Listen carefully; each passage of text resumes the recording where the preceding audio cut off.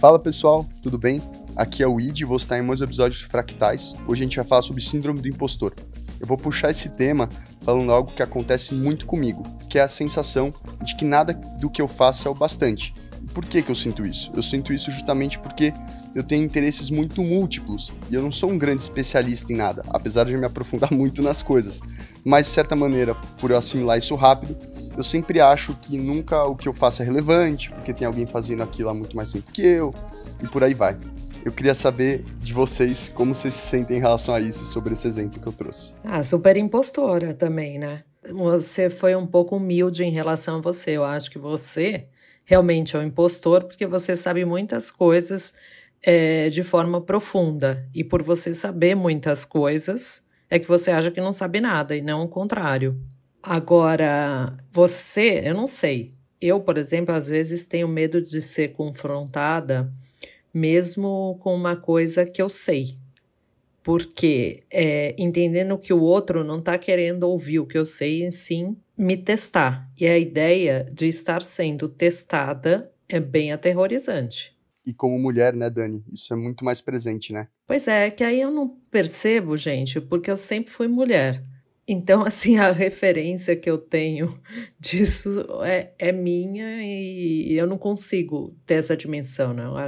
Mas eu acredito os estudos dizem isso, que as mulheres têm muito mais síndrome de impostor do que os homens. Não, mas eu digo no sentido de você falar algo e sentir que aquela pessoa não quer te ouvir, ela só quer atestar a verdade dela. Isso é muito complicado de conseguir expressar uma situação dessa. Atestar a verdade como isso, Id, só pra eu entender? Sabe quando você tá falando com alguém e aí aquela pessoa, ela simplesmente fica trazendo um monte de dado e papo teórico que não diz nada sobre nada, porque na verdade ela não quer discutir aquilo com você. Ela só quer mostrar que ela sabe e encerrar a conversa aí. Perfeito. E aí você fica, o que eu faço, né? O que eu falo pra você? Não tenho o que falar, porque você só quer falar, você não quer debater esse tema. Mas aí vocês acham que a síndrome do impostor tem a ver com a gente não conseguir corresponder a esse nível de erudição que outras pessoas têm, mas a gente entender que a gente consegue fruir dentro dos conteúdos de vários domínios diferentes do conhecimento e tudo mais, com muita facilidade e aprender muito rapidamente as coisas? Eu vou para outro lugar. Para mim, a síndrome de impostor é você achar que você vai ser pego. Tipo, para mim, no quesito é isso. Por exemplo, eu faço alguma coisa e aí, tipo, o mundo vai descobrir que, tipo, que eu sou um impostor, que, tipo, que eu não deveria estar ali. Então, por exemplo, sei lá, eu dou aula e, tipo, marketing varejo, eu considero que eu sei bem tudo mais sobre o assunto, que posso falar isso, mas vai que eu vou ser pego e vou descobrir que, na verdade, tipo, alguém vai falar, cara, não, você não sabe nada, e aí, tipo, eu me senti impostor até na minha área de próprio conhecimento, sabe? Então, tipo assim, é como se fosse uma dúvida sobre o seu próprio saber sobre o assunto, sabe? Eu acho que é um pouco nesse quesito específico, assim. Sim, total, eu Fê. definiria a síndrome de impostor. Isso mesmo. Acho que é o mesmo. Em relação a isso, por exemplo, até na área da medicina, hoje é impossível uma pessoa acompanhar em tempo real o que se produz em relação a artigos científicos, só, por exemplo, em relação à oncologia.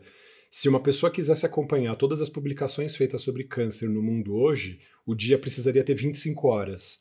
Então, ou seja, mesmo que a gente quisesse e fosse ler cada um dos artigos, isso seria humanamente impossível, a gente não conseguiria acompanhar. Então tem um passo atrás que a gente tem que dar em relação à humildade, de saber que a gente não vai conseguir abarcar o tempo inteiro tudo que está rolando, tudo que está acontecendo, e a gente tem que ter uma clareza desse domínio que a gente tem sobre uma área do domínio maior, que é essa profissão que a gente segue, ou qualquer outra coisa.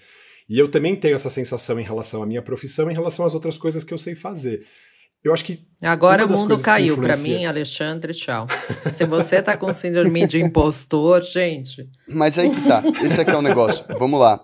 O Ale, ele trouxe uma coisa muito importante, que é o quê? A ideia de inteligência e de mérito sobre fazer algo. Muitas vezes isso está atrelado a conhecimento acumulado, e quem faz isso é computador.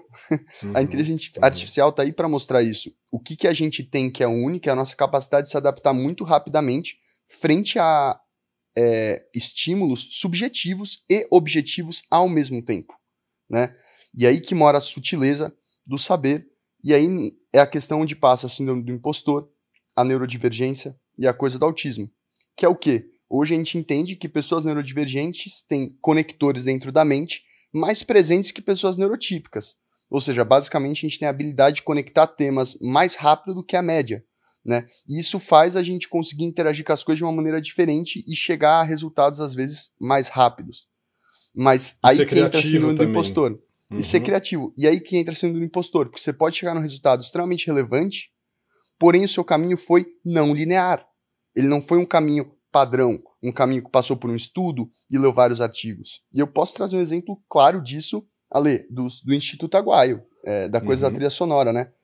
Que é isso, eu não consigo aceitar que eu fiz aquela trilha sonora num impulso. Foi de uma vez, entendeu? Só aconteceu.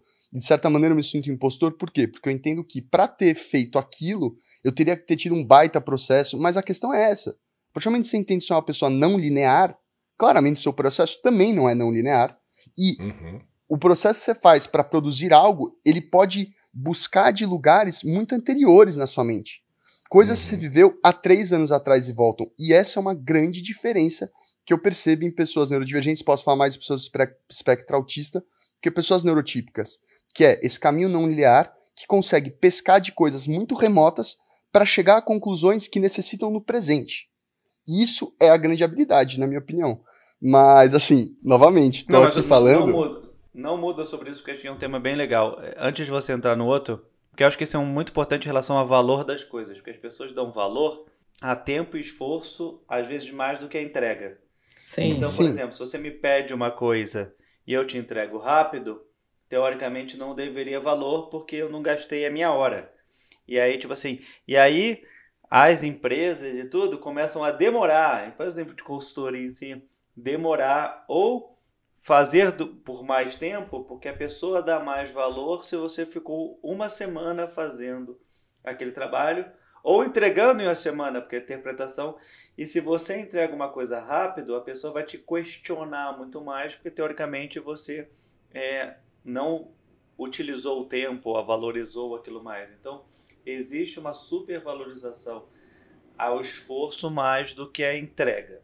E aí é uma coisa engraçada sobre isso, né? Que às vezes você tem que fingir que você é uma outra pessoa ou ficar enrolando para entregar alguma coisa, porque acredita que desse jeito vai ser mais valorizado, o que vai contra qualquer coisa racional. Sim, total. E nesse sentido, quando eu troco com pessoas autistas que eu conheço, vocês, por exemplo, por aí vai, eu sinto que a gente está muito mais focado na entrega, tipo, no que a gente quer falar. E quando a gente fala de processo, não é para mostrar que você ficou mau tempo, é só para trocar dicas, entender, como que foram os medos daquilo, é uma coisa do prazer do fazer mesmo. E que muitas vezes no mundo normal é isso que você falou, Fê. E um exemplo disso, vocês no meio corporativo devem passar muito por isso, eu lembro de passar por isso, que é o quê? A hora de ir embora do escritório é 6 da tarde. Porém, se você vai embora às 6 da tarde, é estranho. Quando você chegar no dia seguinte, vão te chamar para conversar com você. Porque, de certa maneira, você tinha que fingir que você estava ali mais tempo, porque você estava trabalhando e tudo mais, quando, na verdade, você não estava fazendo nada. Eu estava, sei lá, fazendo qualquer outra coisa. Eu já agendei e-mail para enviar mais tarde para o chefe ficar feliz. Só para isso, só para você falar assim, fiquei a tarde inteira fazendo um negócio que você resolveu em 15 minutos, né? Mas eu acho que tem uma diferença entre a questão da inteligência e da erudição. E a nossa sagacidade, a nossa velocidade, a nossa capacidade de conexão e a enumeração de aspectos ou características de alguma coisa que tem mais a ver com esse mundo da erudição. E as pessoas também tendem a valorizar muito o erudito, que às vezes pode ser um truque dessa pessoa erudita para se colocar com mais pompa sobre o conhecimento daquele saber, mas não necessariamente saber aplicar aquilo. E isso eu também vejo na minha prática médica de uma maneira bem visível, assim. Não necessariamente aquela pessoa que se diz especialista e sabe enumerar todos os critérios diagnósticos e as características e tudo mais, vai saber reconhecer aquilo na prática, na hora, porque tem uma coisa da agudeza do olhar, do reconhecimento do padrão ali e da sensibilidade que pode escapar. E é por isso, por exemplo, que tem muita gente que vai circulando entre vários profissionais e não consegue receber um diagnóstico, não consegue ter a coisa, não fica clara e visível para aquela pessoa, mesmo se ela se apresenta como uma erudita, uma especialista do assunto, assim. E eu acho que isso faz uma diferença. E tem uma outra questão também, que são o modo dos aprendizados, que eu também vejo que isso alimenta um pouco a minha síndrome do impostor, pelo menos. Eu aprendo muito observando, ouvindo, vendo, experimentando, na verdade, e não necessariamente me dirigindo às maneiras formais de aprendizado, tipo leitura, coisas nesse sentido, Não que eu não faça, faço também. Mas quando eu não faço esse caminho formal, do tipo, li tal artigo, vi tal livro, li tal texto, alguma coisa assim, e falei, aprendi dando a cara, me virando no mundo e tal, fica parecendo que é menos valoroso ou que é menos, não sei se, não vou dizer preciso, mas menos avaliado por pares, vamos dizer assim, ou qualquer coisa nesse sentido. E aí, de novo, ficou alimentando um pouco essa minha dúvida. Fala assim, nossa, eu aprendi essa coisa observando e fazendo aqui, não tive um diplominha nesse sentido. E não tô falando só da medicina, não, tá? Tô falando aqui de outras coisas que, sei lá, eu aprendi a fazer, assim, por exemplo, os objetos de marcenaria que eu fiz, quando eu vou desenhar, assim, essa coisa que eu não vou aprender uma técnica, eu vou desenvolver uma técnica minha, eu vou fazer do meu jeito. E às vezes pode ser rudimentar, às vezes pode ser, eu posso avançar muito rapidamente naquilo e tal, mas o fato de não receber essa bênção de algum outro que está na área e fala, nossa, é verdade, você merece isso que você merece o reconhecimento por isso que você aprendeu, dá essa sensação e acho que como a Você gente fica não... sempre um outsider, né? Eu acho que a gente, exatamente, o tempo como inteiro. interessados em diversos assuntos, acaba sendo um outsider daquilo que descola um pouco da nossa formação formal. Formação formal é ótimo, né? Educação mas é isso formal. mesmo, mas a gente faz uma formação, eu não sei nem se é informal, mas é o nosso modo, assim.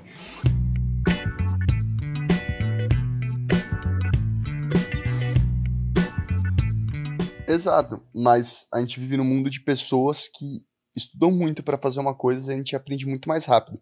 Mas aí, tem um ponto que eu queria tocar sobre a ideia de inteligência e como se manifesta a neurodivergência, que é uma contradição ao senso popular. A gente tem a ideia de que uma pessoa autista é uma pessoa extremamente fechada, muitas vezes, né? Que tem uma dificuldade de se conectar. Eu vejo extremamente pelo contrário. Eu vejo que, por conta do meu autismo, eu me diferencio dos outros por conseguir captar coisas subjetivas em um diálogo. Vou dar um exemplo muito claro disso. Por que eu fui contratado no mercado financeiro, na XP, tendo formação como músico e experiência de trabalho como garçom? Mas é basicamente porque eu tinha habilidade... Bom, primeiro porque eu sou muito cara de pau. Eu tenho certeza que não era só isso. Mas enfim. Eu tinha tá bom, você tá me saindo 20... marqueteiro, hein, Midi?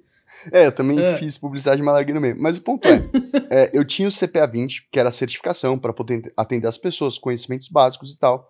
Mas a minha principal habilidade era a habilidade de conseguir explicar o investimento, o mesmo investimento, para uma pessoa de 60 anos, para uma pessoa de 30 anos e para uma pessoa de 18 anos. E usar metáforas para isso. E tá presente naquela subjetividade daquela troca para conseguir acessar aquela pessoa. Que muitas vezes quem era um especialista naquela área não conseguia. E eu sinto que isso tá muito conectado hoje à minha neurodivergência. Por quê? E aí eu vou puxar uma outra ideia da síndrome do impostor, mas que é o quê? A gente sempre tá tentando se encaixar. E por a gente sempre tá tentando se encaixar, a nossa antena de percepção é muito apurada. E aí vem um outro ponto da síndrome do impostor, que é o quê? A necessidade de se encaixar, porque a gente não se sente encaixado, e aí vem a necessidade da aprovação do outro, que é um pouco do que você falou, Ale. A coisa de esperar que alguém daquela área que você admira te reconheça. E talvez isso não venha, e eu sinto que isso me impede muito de fazer muitas coisas. E o exemplo do podcast é Fê, já trazendo a questão que a gente estava falando aqui antes, né, sobre como eu achar que talvez podcast às vezes ninguém ouça, por aí vai. Não sei, pra mim passa um pouco nessa síndrome do impostor, por eu estar muito distante do meio autístico ou médico sobre isso e não ver, tipo, várias pessoas que estão falando sobre isso, falando sobre a gente também ou sobre o que a gente tá falando. Faz sentido o que eu quero dizer? Mas aí falando, especialmente, eu acho que é muito interessante a gente falar sobre a síndrome do impostor e nosso próprio podcast, né? Porque a gente produz isso há um tempo. Tem os números que provam que tem muita gente que segue a gente. E tem muita coisa que tem. E aí a gente decidiu, tipo, fazer o Apoia-se também pra, tipo, chegar a mais pessoas. Mas a gente... tipo assim, eu me sinto desconfortável em pedir dinheiro. Entretanto, eu sou disparado o que menos sente desconfortável nesse grupo. Em qualquer outro grupo eu seria a pessoa que se sente mais desconfortável por fazer isso. Mas nesse grupo eu sou... Como os outros se sentem muito mais... desconfortável. É que você tá no meio de um monte de comunista, Fê. E aí eu viro a única pessoa que faz isso, mas, tipo assim, acaba que fica de um modo que, tipo assim, a gente não...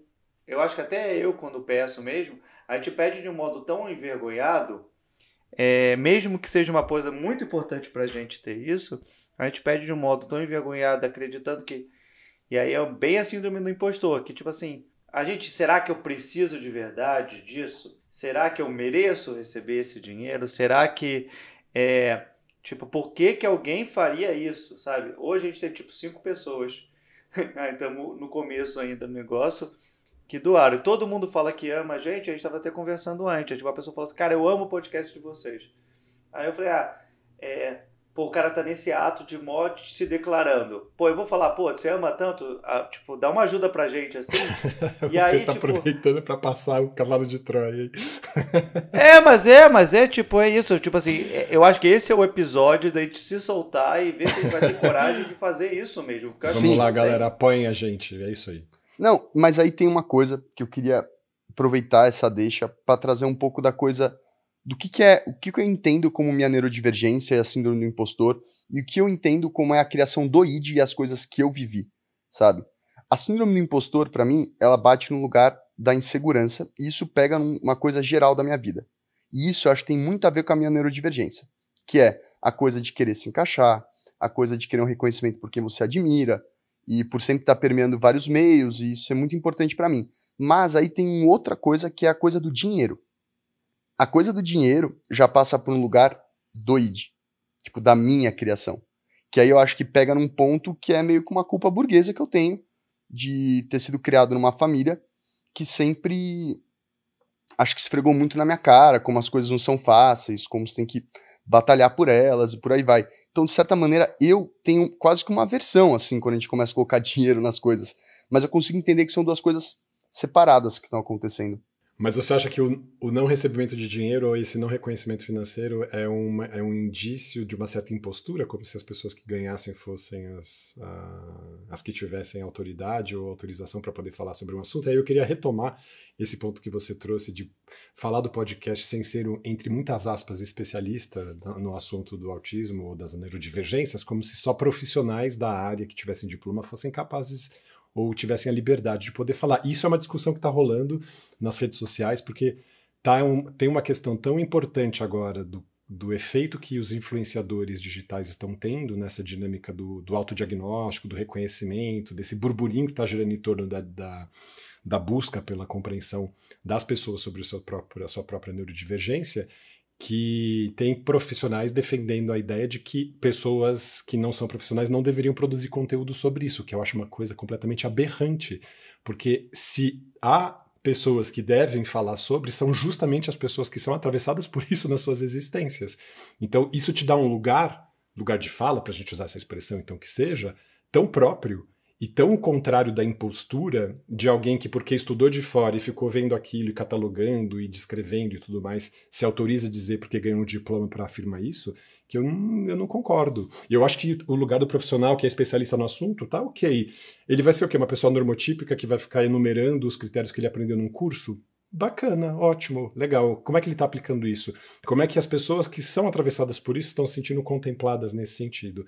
Então... é curioso, porque também fico nesse lugar aqui de ficar me perguntando isso, assim, será que o que a gente faz acaba sendo uma impostura porque a gente se dá a liberdade de poder fazer isso? Eu acho que não, porque a gente está num lugar muito próprio e muito humilde de se contar nesse sentido, de se incluir nisso e não ficar se colocando como esse outro observador que fica enumerando características, mas como aquele que vive atravessamentos e que a minha descrição do que me atravessa é muito particular e vai fazer sentido ressoar para algumas pessoas. As suas descrições vão ressoar para outras, as da Dani para outras, as do Fê para outra, e isso não quer dizer que porque a gente não contemple todo o espectro das possibilidades autísticas, a gente não seja do espectro. Então, eu vejo isso com um pouco mais de carinho, assim, nesse sentido, esse lugar desse trabalho que a gente faz aqui.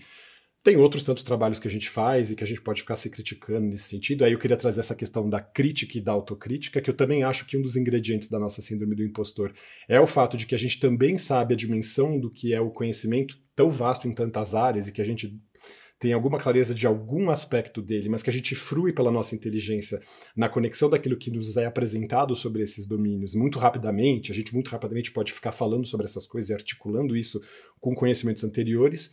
E aí a gente também naturaliza esse comportamento e não valoriza isso. E aí a gente também fica numa autocrítica em relação a por que eu aprendi rápido demais? Será que isso é verdade mesmo? Será que eu sou tão bom assim? Será que não e tal? Então acho que tem todos esses pesos, esses balanços que fazem com que a gente se chicoteie, né, nessa dinâmica de se sentir impostor. Mas quis falar isso agora, pronto. Agora, tem algumas vezes que eu me sinto assim tão feliz de descobrir em sintonia com o que vocês colocaram. Tem uma questão de que a gente faz conexões, sinapses, né, na hora de desenvolver, e aí eu fico tão feliz com as sinapses que eu estou fazendo, que eu falo, parece que eu sou uma criança.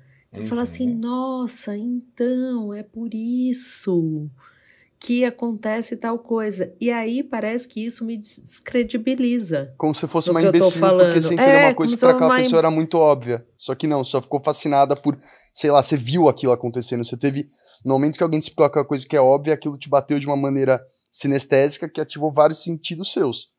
E te deu aquele senso de wow, quase como se você visse a cena na tua cabeça. Não sei se passa por aí, Dani, mas pra mim passa muito por isso. E aí você fala assim, aí você faz uma puta descoberta, que não é que você fez a descoberta daquilo, é que você conectou com outras coisas e fez uma descoberta muito maior, mas a pessoa fica te olhando com uma cara de ué, assim, tipo, tá, e vamos voltar pro assunto que a gente estava discutindo.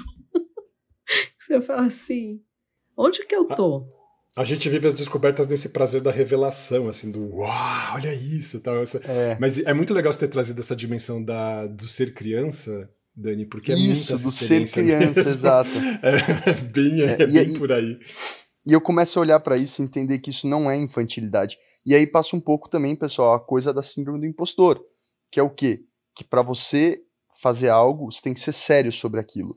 Você não pode demonstrar fascinação, você tem que ser preciso, você tem que ser exato, você não pode errar. Né? Acho que o próprio nome autoridade, ser uma autoridade Exatamente. no assunto, diz um pouco o que é representado. Naturalmente, isso bate na coisa da síndrome do impostor, porque nós somos pessoas que, acho que a nossa própria existência já questiona muito do status quo, né? De como as coisas se organizam, como as pessoas são, essa coisa de, coisa que é clássico, assim, de diagnóstico de autismo, né? Que é, fala o que não deve na hora errada, né? Essa coisa da gente sempre falar as coisas, se pensa, se colocar e por aí vai. É muito complicado você se afirmar num meio que tá te medindo por coisas que não tem nada a ver com a essência daquilo em si, que é sobre o que você está falando, mas que tem a ver com qual que é a sua postura sobre o assunto, como que é a sua cara, se você demonstra seriedade, coisas que eu já falei, enfim. Eu acho que tem uma coisa que a gente não fala. Tem 2 pontos que eu estava pensando aqui. Eu acho que a gente vive numa sociedade hoje, com mídias sociais, LinkedIns, Instagrams e tudo, que você vê uma realidade da vida dos outros, tipo, muito diferente, que é a vida do outro de verdade. Então, tipo, a pessoa posta como se eu estivesse sempre feliz, como se eu estivesse sempre de algum jeito, então você cria um personagem de você mesmo. Então, tipo, no LinkedIn, no Instagram, e qualquer coisa que seja, você faz uma versão melhorada de você mesmo, uma versão impostora de você mesmo, quase assim, sabe? E todo mundo faz isso, então eu acho que a sociedade de hoje, a gente mesmo cria impostores de nós mesmos, sabe? Porque o que a gente mostra para o mundo, pelo menos esse lado do mundo, é uma versão que ela não é tão real de nós mesmos. Então, acaba que desse jeito, quando te pegarem, tipo assim, cara, mas você tava muito... Por exemplo, eu acho isso muito engraçado como fim de relacionamento, sabe? A pessoa terminou o relacionamento, como você terminou o relacionamento? Tipo, você era muito feliz. No Instagram, sabe? Você viu só foto amorosa. Aí eu falo, não, porque, tipo, não é isso, sabe? Então, tinham várias coisas que você não tava vendo. Exatamente. Mas a realidade que as pessoas veem, que a gente faz os outros veem, também é uma versão não real. Então a gente acaba sendo indiretamente impostor de nós mesmos em alguns casos, assim, como em sociedade como um todo. E aí o que eu sinto muito às vezes é na função, assim, função de pai, na verdade, porque a gente acaba falando muita coisa de trabalho, não que ser pai não, tipo, não é o trabalho assim, mas pai é outra coisa também, que tipo assim, todo mundo tem uma visão de ser o melhor pai e tudo, e ninguém vai ser pai perfeito de nenhum jeito. Vai ter vezes que você erra, tem outras vezes que não, tem outras vezes que você faz alguma coisa melhor. Toda vez que você é um bom pai porque você tem um filho fácil, que se você tivesse outro filho você não seria um tão bom pai. E tem muitas variáveis que você tem, mas a sociedade tem essa visão, e acho que ela tem obviamente uma visão diferente de pai e mãe, que seja família e tudo mais, mas é essa coisa assim, que tipo, o mundo como a gente comunica pro meio, nas expectativas que a gente vai criando sobre nós mesmos, cria essa versão impostora de nós.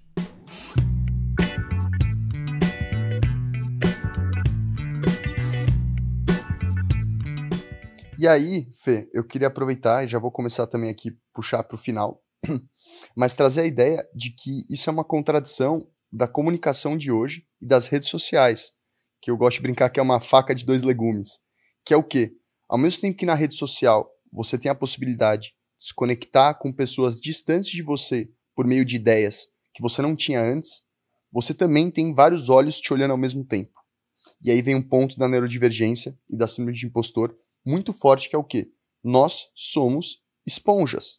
A gente absorve tudo muito rápido. Em uma rede social onde todo mundo está julgando tudo muito rápido, tanto para bem quanto para mal, não é uma palavra bem e mal, mas o ponto positivo ou negativo para você, isso impacta a gente. E como lidar com isso no mundo de hoje, né? E aí eu queria puxar o nosso final aqui para a gente falar um pouco de como a gente vê sobre como lidar com essa síndrome do impostor. Vou trazer para mim o que eu vejo hoje é que eu venho tentado muito focar no presente, tipo, focar no fazer das coisas, no prazer de fazer, do processo e de entregar e jogar pro mundo, sabe? E realmente desapegar e continuar seguindo. Claro que não dá para viver a ilusão de você faz uma coisa e você não espera o julgamento do outro. É óbvio que eu espero.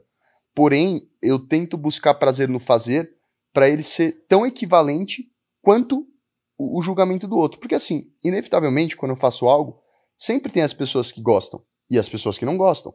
Mas a questão é que, se eu tô muito bem estruturado no prazer do fazer, no porquê do tá fazendo aquilo e o que tá por trás, na hora de ouvir a opinião dos outros, vai ficar muito mais as coisas boas que as coisas ruins. Eu vou dar muito menos importância para aquilo, porque eu vou estar muito mais conectado ao presente.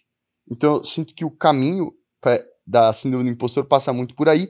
E para encerrar aqui a minha fala, fazendo um paralelo com a minha vida, eu sinto que eu busco prazer em esportes de aventura, como mergulho, escalada e por aí vai, porque eu tenho uma realização muito clara do meu fazer ali. Não tem subjetividade de eu acho ou não acho, é a minha vida. Se eu erro um nó de uma âncora ou um mosquetão errado, eu caio, eu morro.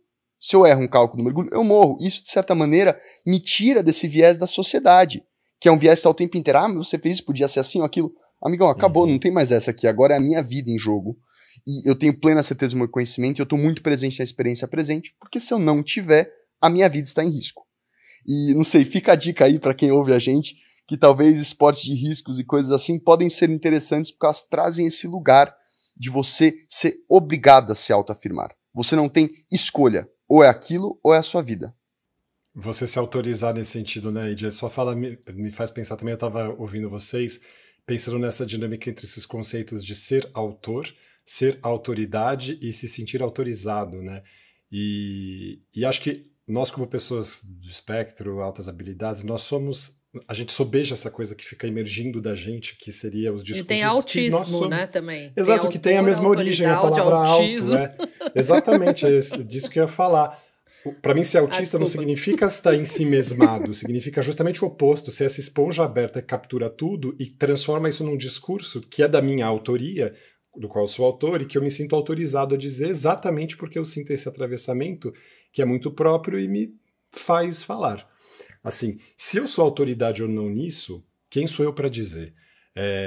Eu acho que são as outras pessoas, mas eu não preciso ficar me preocupando em pedir a autorização dos outros para estar nesse lugar de falante, de pessoa inquieta, de pessoa irrequieta, de uma pessoa que é isso, assim, tá o tempo inteiro tentando costurar as ideias e as conexões e deixando isso exposto.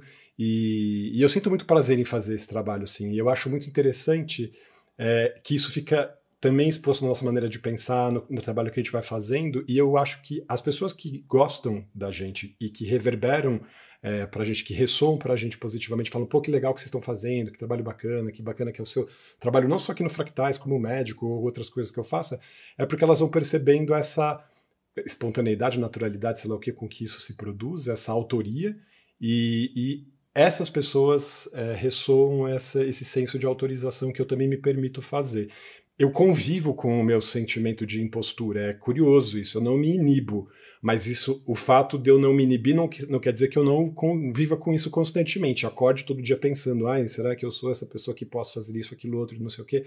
Só que a gente pensa tantas coisas no dia que isso também cabe, isso não é suficiente para me eclipsar, para me calar, para me anular, mas a gente tem que conviver isso com tantas coisas que ficam no pano de fundo da nossa cabeça, lançando luzinha, assim, né? Tipo, e aí, tá lembrando da sua síndrome de impostor e tal? Mas eu penso nesse sentido, assim, e respeito muito o meu afeto e muito isso que a gente chama comumente de lugar de fala, assim, fala, bom, a partir daqui é o meu lugar mais próprio, acho que daqui eu falo, e desse lugar ninguém pode me tirar, e muito humildemente eu vou me expondo, e a partir dessa exposição construindo isso que eu faço como trabalho como médico, como produtor de conteúdo e outras coisas. O que eu sinto também tem uma coisa chamada loss aversion em inglês, mas é tipo o valor que a gente dá para as coisas negativas da vida, sabe? E isso ocorre muito, e aí voltando à questão das mídias sociais, mas em relação a tudo, tipo, a dor da perda é maior do que o prazer da vitória. Isso ocorre em muitas coisas. A gente tem sorte que, tipo, a gente recebe, até agora a gente recebeu poucas críticas ao podcast, a maioria dos comentários foram elogiosos e tudo mais. Mas eu fico imaginando o peso que uma crítica tenha na gente mesmo, assim, quando de repente eu fazer um episódio e algumas pessoas falarem, putz, tipo, não concordo nada que vocês falam, vocês não entendem nada desse assunto, eu conheço a pessoa, tipo assim, qualquer coisa, uma crítica problematizadora que seja, que às vezes não precisa nem ser crítica, né? A gente percebe que hoje a gente vive que as pessoas arranjam problema, hoje não arranjam problema. Então, tipo assim, a gente viu até com o excesso de problematização da Madonna, tipo assim, aí as pessoas linkam esse problema com outro problema, aí fala, se você foi no show da Madonna, então você não gosta do Rio Grande do Sul, aí as pessoas juntam coisas que, tipo assim, você tem que arranjar uma super problematização para ficar linkando essas coisas, e ocorre, hoje a sociedade é muito problematizadora, né? A gente vê essa questão e esse peso das críticas em cima da gente e o efeito que dá. Então, assim, mídia social, você posta uma ideia lá, por exemplo, eu postei uma coisa no LinkedIn há um tempo atrás e alguém literalmente postou assim, é por isso que o LinkedIn está acabando. E eu fiz uma postagem só perguntando uma questão política, nem nada contra ninguém. Aí eu perguntei, falei assim, você pode ser mais explícito na sua crítica? Aí a pessoa não respondeu mais, sabe? Porque na verdade ela não queria debater nada, ela só queria ser hater pelo ato do hater, né? Que é muito normal hoje em dia. E é isso que acaba, para pessoas mais inseguras sobre o seu conhecimento, que todo mundo é inseguro por si só. Por isso que eu falo mais inseguro, porque eu acho que ninguém é tão seguro de verdade. Todo mundo é um pouco inseguro. Essas coisas vão afetando essas coisas. Eu tenho amigo no futebol que parou até de comentar coisas porque ficavam zoando dele nos comentários dele, mas era zoação que ajudava na conversa como toda. Tipo assim, ele agregava, mesmo que fosse zoado por isso. Mas ele se sentiu mal e parou. Então, tipo assim, o quanto que às vezes esse tipo de reações e coisas faz nós nos vermos diferentes de quem somos. Mas isso aí, cara, é um negócio assim, muito doido, porque é a contradição de ser neurodivergente. Porque são essas duas intensidades, tipo, coexistindo ao mesmo tempo. No sentido de que, às vezes eu me orgulho de ser impostor comigo mesmo, eu acho produtivo. Às vezes eu acho horrível. A contradição de que quando eu recebo uma crítica bem feita, eu fico empolgadíssimo, eu acho irado, eu falo, nossa, que ótimo, eu vou adentro naquilo e eu penso sobre. Ao mesmo tempo, eu tô muito... Isso é que é louco, né? Eu tô suscetível às críticas que não aconteceram ainda e que não chegaram a mim. Mas quando a crítica realmente chega, e ela é uma crítica estruturada, no fundo eu gosto dela, mesmo, de verdade. E isso é um pouco da contradição que é a nossa existência, né? Não é nem pra um lado, nem pro outro. Tá o tempo inteiro, tipo, batendo nesses dois pilares do tipo, preciso da aprovação, mas ao mesmo tempo adoro ser desaprovado, porque é tudo muito intenso. Você tá na vitrine, né? E as redes sociais colocam todos nós na vitrine e você tá sujeito a ser julgado, como tudo. Bora puxar um bate-bola jogo rápido pra gente encerrar aqui e falar Tipo o quê? de Uma cor? Não, tipo uma situação em que a gente reconhece que a gente foi impostor com a gente mesmo. Então, Eu posso começar nesse próprio podcast. Eu me Sim. sinto impostora muitas vezes. Eu também. porque Tipo assim, nossa, será que eu sou autista o suficiente para estar falando sobre isso? ótimo Por exemplo. todas as Maravilha. coisas que a gente sabe, e enfim, a condição e tudo mais, muitas vezes eu falo assim, mas será que era eu mesmo que tinha que estar aqui falando isso? Uhum. Nossa, Ótimo. Dani, É essa isso. só fala Eu sinto minha. muito. É isso. A minha também. Muito interessante. É a minha também. Aham, sem dúvida. Mas no final, galera, é isso. É tipo, continuar nadando, entendeu? O importante é continuar seguindo em frente. Porque se tem uma coisa que tá muito na minha cabeça ultimamente, tem muito a ver com o documentário que eu mandei pra vocês e tudo mais, é a coisa de que a gente fez, entendeu? Já vendendo o documentário do Id, o Id soltou Não, o documentário, já ele- fazendo merchan aqui. Eu nem sei se ele vai ser público ainda. Mas o ponto é... Ah, ok. ninguém mandou falar. Mas o ponto é uma coisa que eu tava vendo um especial do Harry Potter, e aí tinha uma entrevista do Hagrid, e ele falava assim, independentemente da pessoa que eu como ator sou, o Hagrid vai habitar na cabeça de outras pessoas por tipo 60 anos, sabe? Então, de certa maneira, o que a gente tá fazendo aqui, pelo menos a gente tá dando a oportunidade de alguém poder falar que não é isso.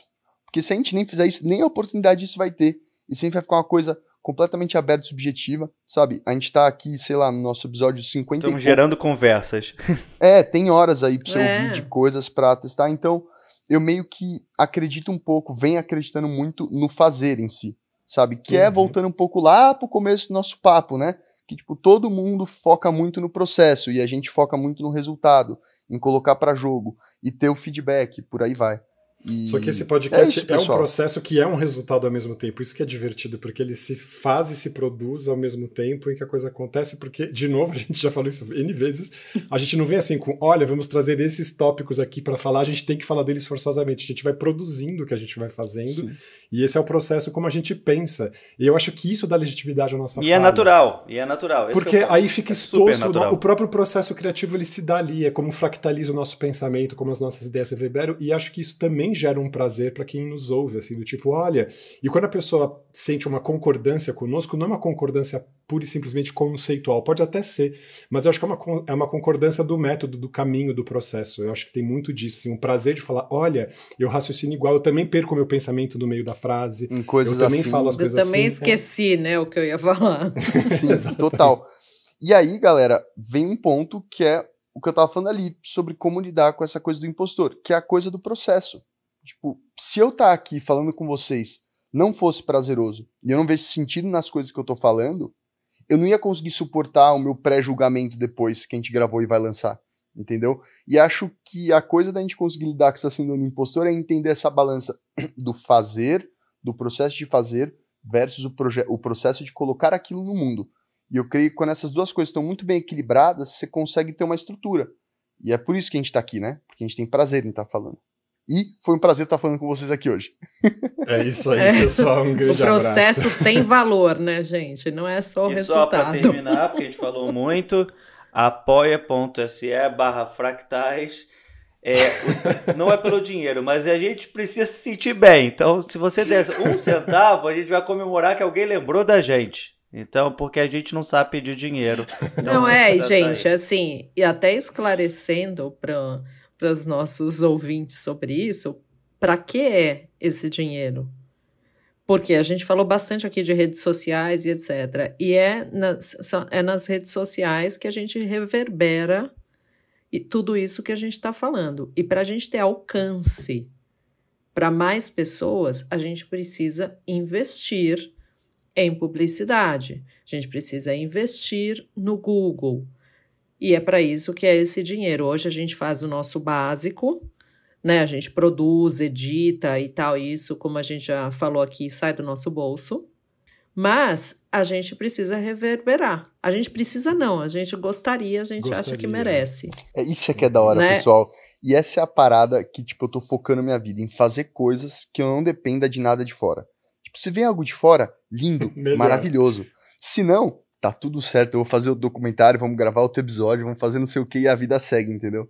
E acho que essa é a parada, o que vem é lucro. Maravilha. Não é lucro, Fechou. a gente vai reinvestir pra fazer o podcast ficar famoso, nada vai exato. ser lucro aqui. É verdade, não, é verdade. Espero que os ouvintes tenham pego a figura de linguagem, pelo amor de Deus. Falou, pessoal. É nóis. Um grande abraço, Um beijo, pessoal. gente. Abraço. Tchau, Tchau. tchau.